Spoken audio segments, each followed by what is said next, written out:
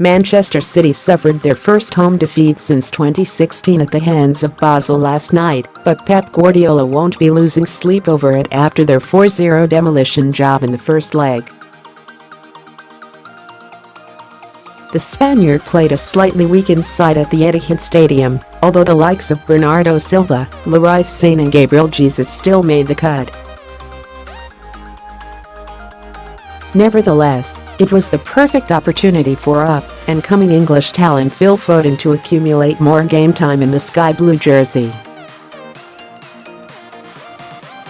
Fans have been excited by the 17-year-old, even since his pre-season performance against Manchester United, which prompted Guardiola to state, "You, the media, fans, are the lucky guys who saw the first game, for the first team for Manchester City, of this guy.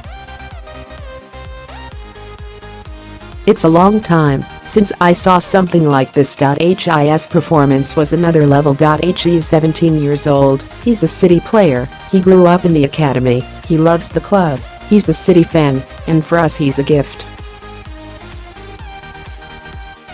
It wasn't talk for the sake of it either, with the ex-Barcelona boss following through on his praise by handing him 10 appearances this season and a further 89 minutes last night.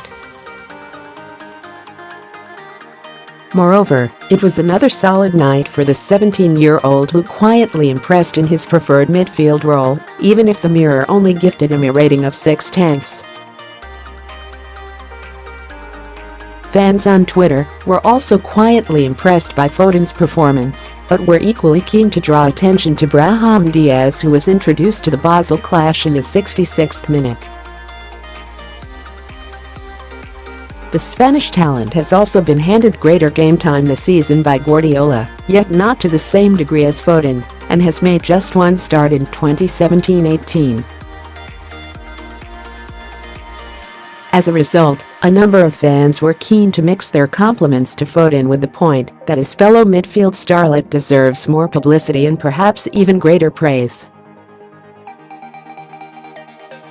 Take a look at the tweets below. An interesting point: even if Diaz's more offensive positioning may naturally incline people to view him as the more talented asset, you can check out their respective individual highlights here. Nevertheless, there's perhaps substance in the fact Diaz should be given an equal amount of game time too.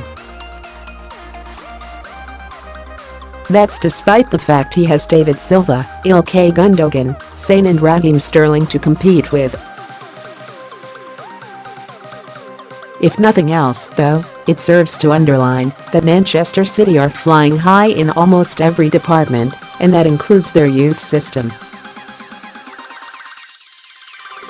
We can only hope that the talents of Foden and Diaz continue to get their chances they deserve in what must be considered one of the finest English sides in recent history. Do you think Phil Foden is the real deal?